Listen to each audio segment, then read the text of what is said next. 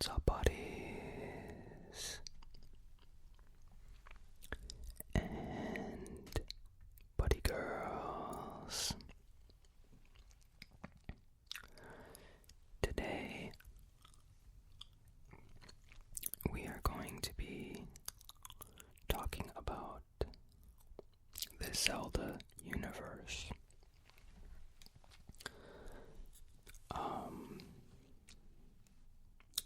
Like all the games, not just Breath of the Wild, like what all the games are based on that universe. So we're going to talk about Hyrule first. If you like this video, please subscribe, share, and I would appreciate it if you hit that like button. I'm going to do ear to ear. So, we'll start with the left.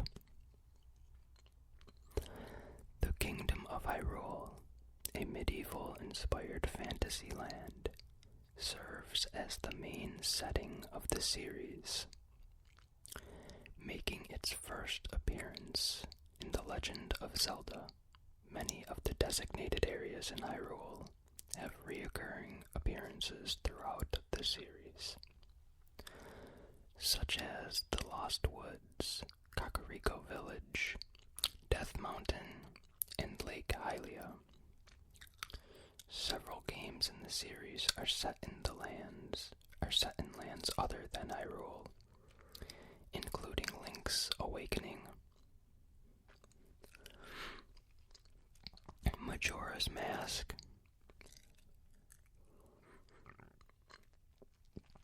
The Wind Waker, and Phantom Hourglass.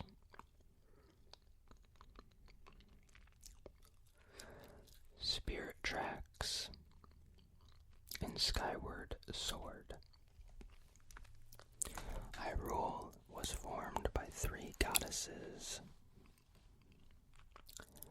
Din, Hairaru, and Neru.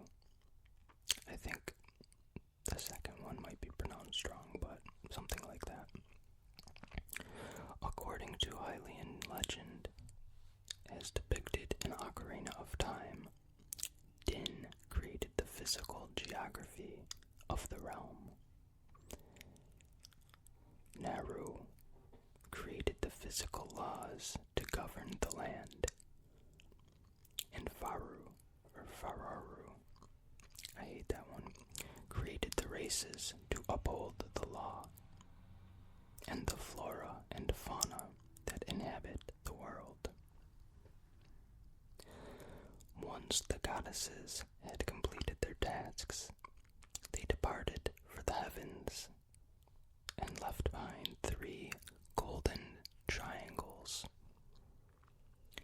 In these, they put their power to govern all things. This relic became known as the Triforce. The realm itself was eventually named after its dominant race, the Hylia.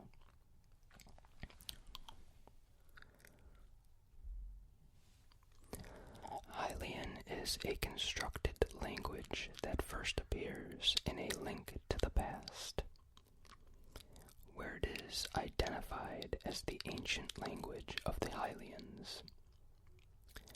In A Link to the Past, its written form is composed of symbols that have to be translated by Link to progress in the game. In The Wind Waker, 3 spirits, the anglerfish like Jabun, the dragon Valu, and the great Deku Tree, as well as the king of red lions, can speak it. In Japan, an explanation on the Hylian alphabet was printed on the back of the instruction manual, showing the language written with a phonographic writing system, or syllabary like Japanese. Since then, 3 more Hylian scripts have been developed and or deciphered for the public. The Old Hylian syllabary used in Ocarina of Time, the modern Hylian syllabary used in The Wind Waker, and the Hylian alphabet used in Twilight Princess. The first 2 are used for transcribing Japanese, while the last is used to transcribe English. The currency of Hyrule and other areas is called the rupee, and the coins resemble hexagonal crystals or gems, and come in various colors which determine value. In Oracle of Seasons, the Subrosian race accepts only ore chunks as currency, and in Four Swords Adventures, Force Gems are used rather than rubies. Rupees are also absent in the Adventure of Link, which has no apparent in-game currency system. The original, The Legend of Zelda, only has flashing rupees worth 1 and blue rupees worth 5. In the original, they were called rupees, I-E-S instead of E-E-S. This was later changed. Subsequent games introduced more colors and sizes for rupees, each denoting a specific value. Generally, green rupees have the least value, while huge gold or silver rupees have the most.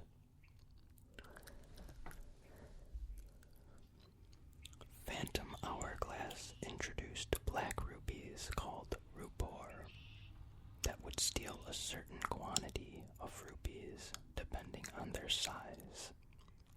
Rupors have since reappeared in Skyward Sword. The Hylian geography. Death Mountain is a recurring area which first appeared in the original The Legend of Zelda. It is often simply a mountain, though many other times it is an active or inactive volcano. In all its appearances, Death Mountain has many caves and dungeons, such as Ganon's Lair in The Legend of Zelda, and the Goron City, the Fire Temple, and Dodongo's Cavern. In Ocarina of Time, Spectacle Rock, 2 large rock formations next to each other, is another recurring trait.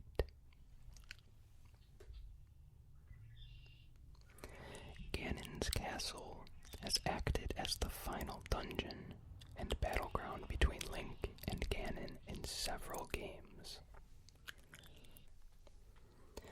The Great Sea is formed in The Wind Waker and Phantom Hourglass, after Hyrule has been flooded by a deluge. Only a collection of mountaintops are still visible above the water, and these form the 65 islands of the Great Sea. Due to the relatively small size of many of the islands, there are large expanses of ocean between each island. Due to the vast nature of the sea, most navigation requires the use of charts on the islands of the Great Sea. Local commerce is quite advanced. Most of the food is gathered from fishing and small farms, though there are also active merchant, salvage, and shipbuilding businesses. At least one continent resides out in the ocean on which the kingdom of Hyrule was reestablished by Tetra, which is sometimes referred to as New distinguish it from the original Hyrule that was destroyed at the end of the Wind Waker, which is where Spirit Tracks is set.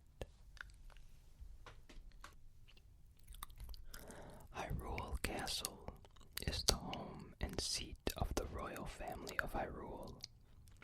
The castle's first appearance was in A Link to the Past, the third game in the series. It is often a central area that Link must enter during his quest. Kakariko Village is a village that first appears in A Link to the Past and has since reappeared in Ocarina of Time, Four Swords Adventures, Twilight Princess, and A Link Between Worlds. Kakariko is often portrayed as a prosperous small town with red rooftops.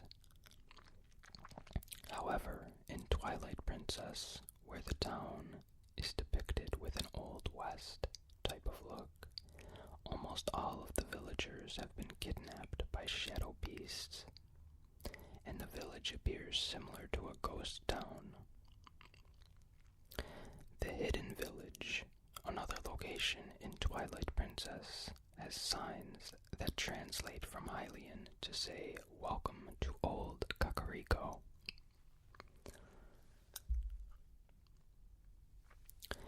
Lake Hylia is a large lake located in Hyrule. In most games, it is fed by a river coming from Zora's domain, which is where the Zora race live. In Ocarina of Time, there is a shortcut to Lake Hylia found in Zora's domain.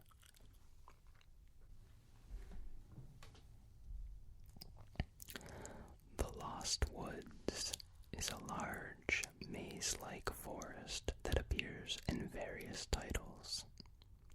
It is the resting place of the Master Sword in A Link to the Past, Twilight Princess, and A Link Between Worlds.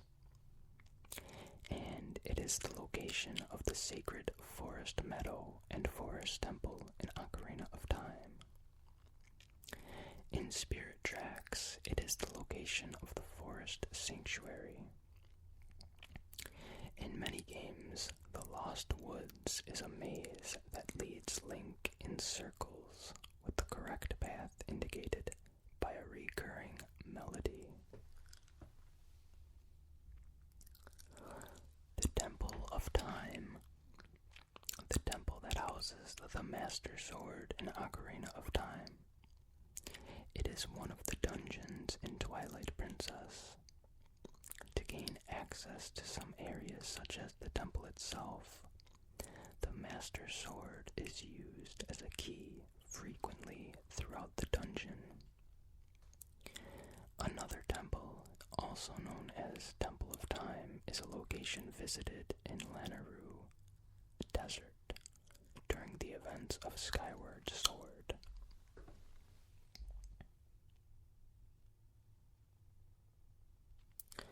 Skyloft is a collection of large islands floating above the clouds in Skyward Sword. In the official timeline, the goddess Hylia used the last of her power to raise what was left of the surviving Hylians, along with a plot of land that was still free during the Great War with Demise. Below the clouds lies the surface. Found on the surface is a Faron Woods, which is also found in Twilight Princess, Ancient Cistern, Lake Floria, and the Skyview Temple. Elden Volcano, where Elden is the land previously seen in Twilight Princess. The Fire Sanctuary, the Volcano Summit, which has ties to Death Mountain, and Hairaru Desert, which was seen in the Hairaru province in Twilight Princess. The Hairaru mining facility has as time shift stones, which could be tied to the Temple of Time. And it is theorized that Skyloft could have eventually become the city in the sky seen in Twilight Princess.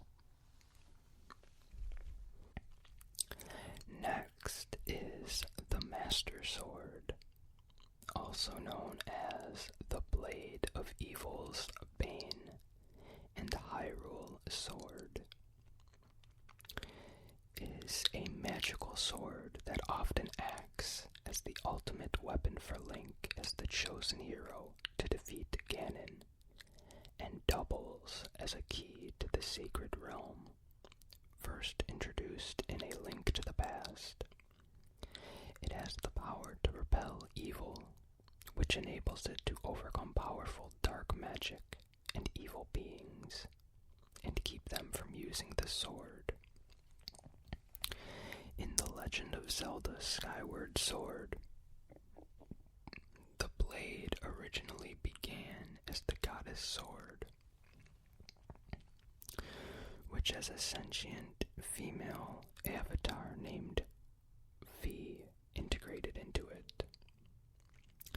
Eventually, the goddess sword transforms into its current state after being infused with the three sacred flames, with Fi ceasing to be once the Master Sword absorbed Demise's remains.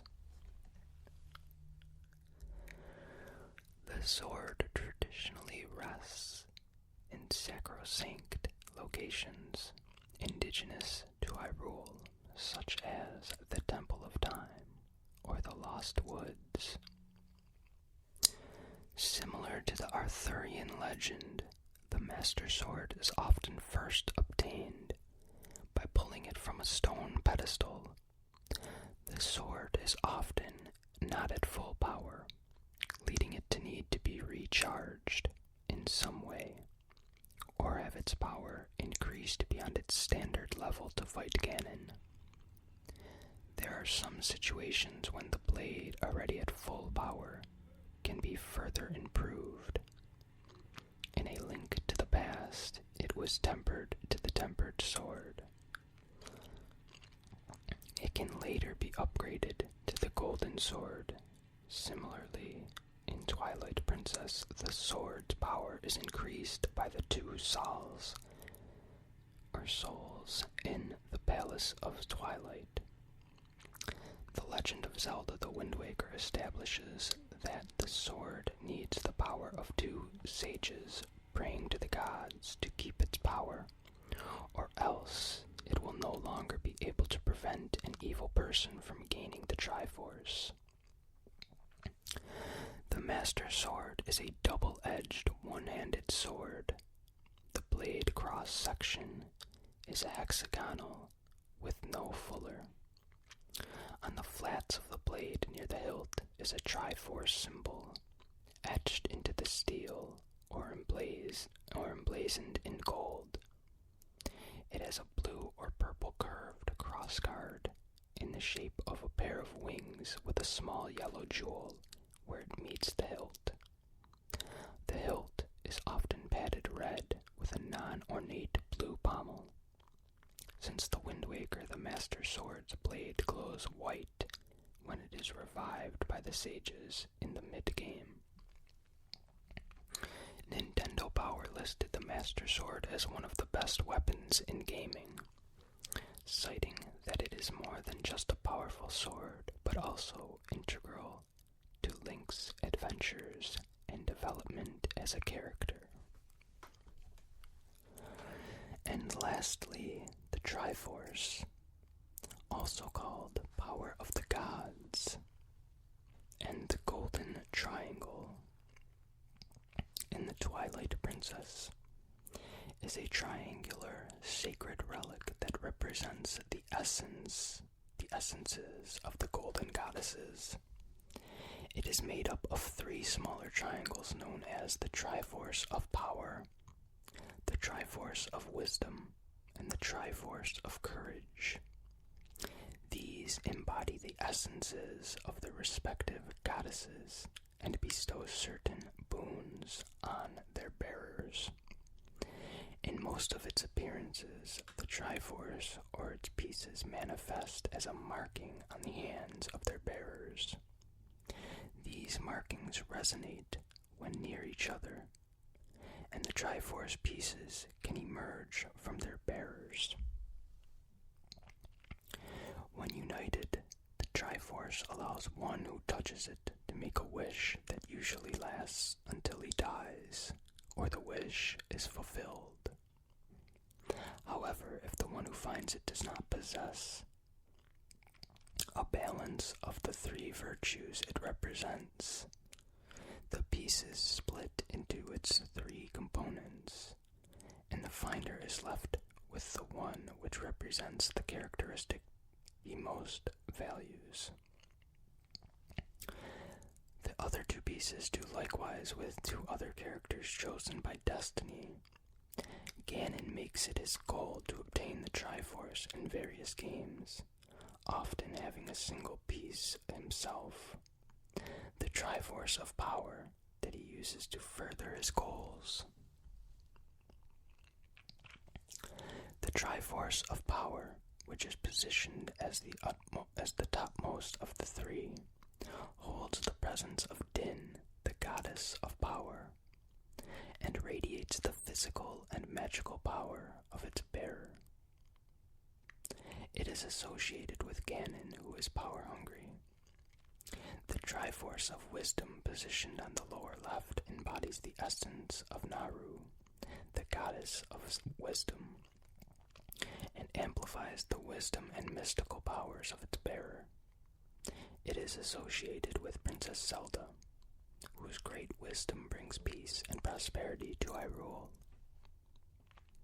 And the Triforce of Courage, positioned in the lower right, embodies the essence of Faru, or Faror, something like that.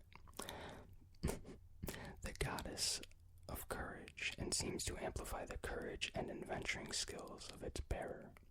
It is associated with Link, the main protagonist of the series, who bravely defends Hyrule from Ganon and other malevolent forces.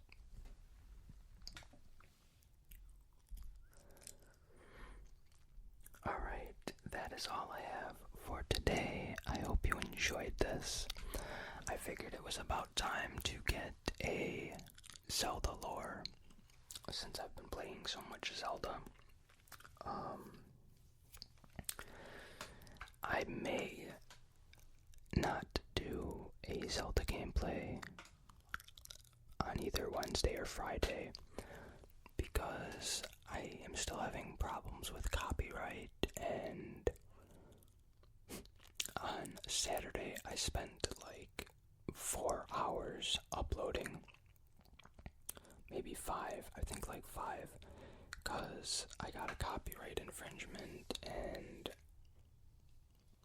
then I was trying to edit it some more. It was a pain, but anyways, I will see you guys on Wednesday, and I hope you have a great week. Good night. Good night.